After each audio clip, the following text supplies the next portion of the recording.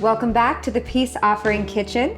We were down in the gardens this morning and we have so many beautiful squash blossoms right now.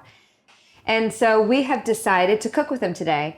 And my favorite way of doing that is stuffing them with cheese and then frying them. And it makes this beautiful delicacy, this little appetizer that everyone loves. And they're very, very, very delicate. You know, it's just a flower petal. So you're gonna have to use soft hands, go slowly, and if you break it, try not to beat yourself up. It's a very delicate thing to do. Also, squash blossom season is very short because what happens is the plant flowers, and then after that flower grows the squash. And so if you get it at the right time, you can make this absolute delicacy.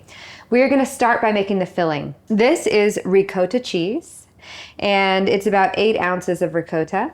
And then I also here have shredded cheese. Normally I use mozzarella, but what I had in my kitchen is this raw cheddar, and it's gonna taste just as good, and that's what I'm gonna use. So to this 8 ounces of ricotta cheese, I'm going to add about 2 ounces of shredded cheese. This is just gonna help with the texture a little bit, maybe a little more. All right, and then I'm gonna season it with salt. I'm also gonna add some freshly cracked black pepper. Now I'm gonna do my best to mash this all down and incorporate it. Sometimes I prefer to use my hands when I'm doing this, but I'll try to keep clean. Once you have this sort of mashed together, you're gonna wanna put it into a piping bag.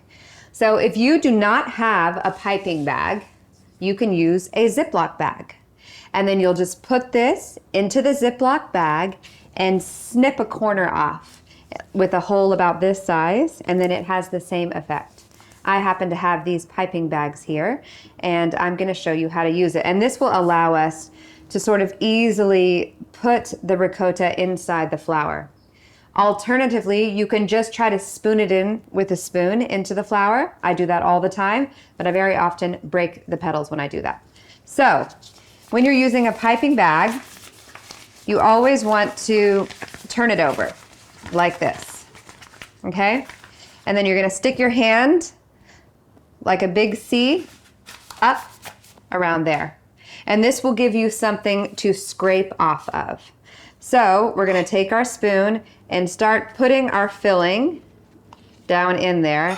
And you'll see each time I'm sort of scraping off into the palm of my hand.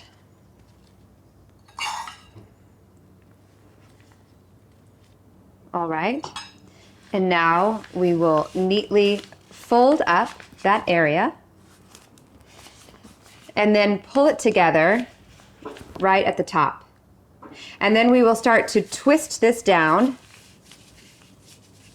bringing this, get rid of any dog hair, and start twisting it and turning it until it starts to come into the end of your piping bag.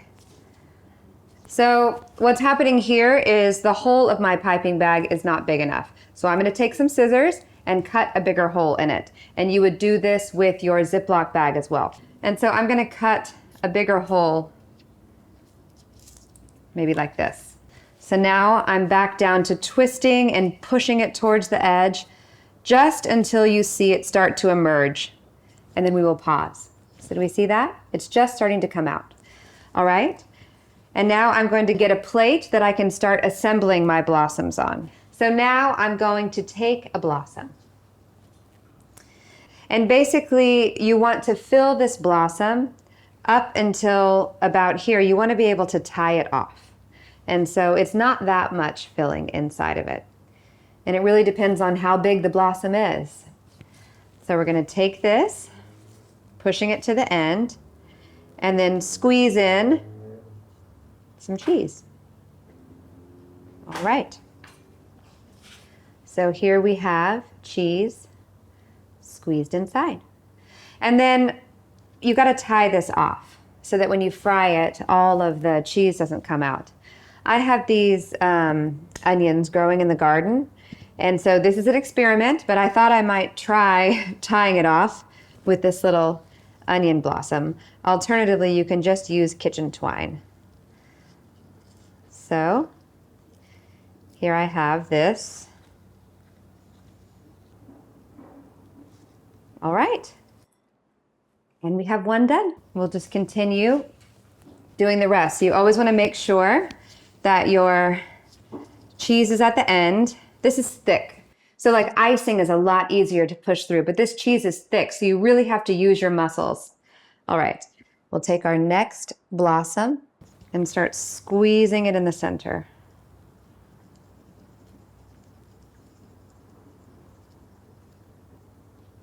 And then we'll gently fold up these delicate blossoms. Get another onion strain and tie it off. Okay? And this is one of those things that by the time you do the last one, you're an expert at it, and you won't get to try again until next year. It's very important to point out that you cannot wash these blossoms.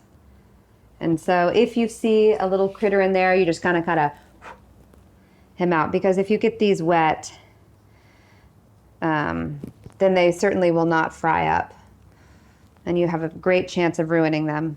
You can never add water to anything that you're about to fry, for that matter, because it will be a dangerous, splattering mess. All right. Now, I should mention you don't have to fry these. You could also just bake them. So up next, I'm going to bread these and prepare them for frying. So I'm going to take a couple of eggs and crack them into my bowl.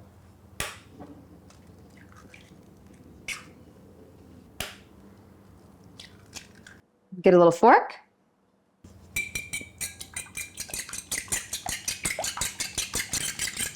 All right, and now I will set up my assembly line, because they are going to go into the egg first, then into the breading, and then back onto this plate. So I'm going to take this little delicate flour and try to gently, whoop, and I'm going to spoon this breading over, because I'm nervous that if I try to flip it too much, it's going to all come apart. Okay, success. Okay, this is a messy business. We're just going to go for it.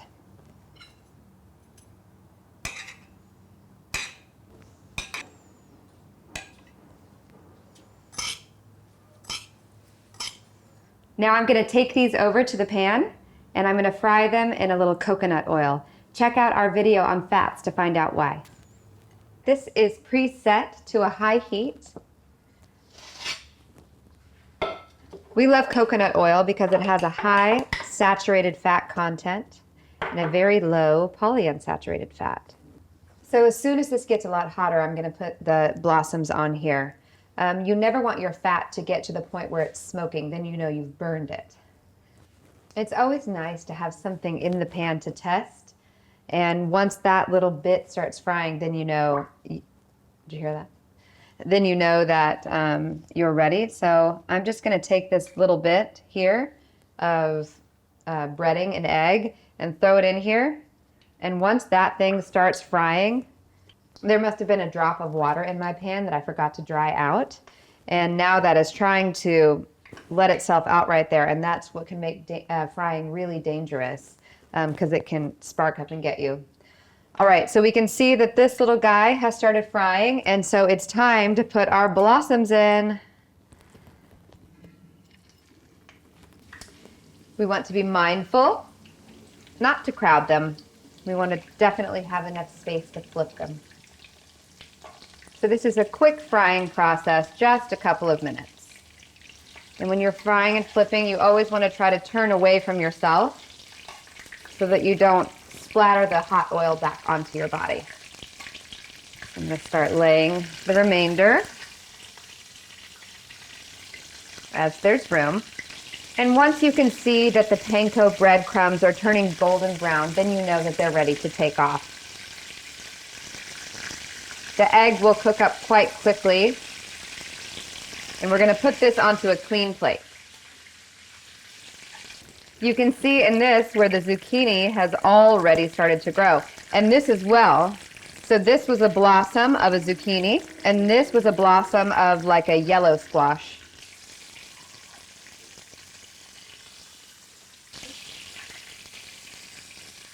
All right, the last of these is nice and crispy.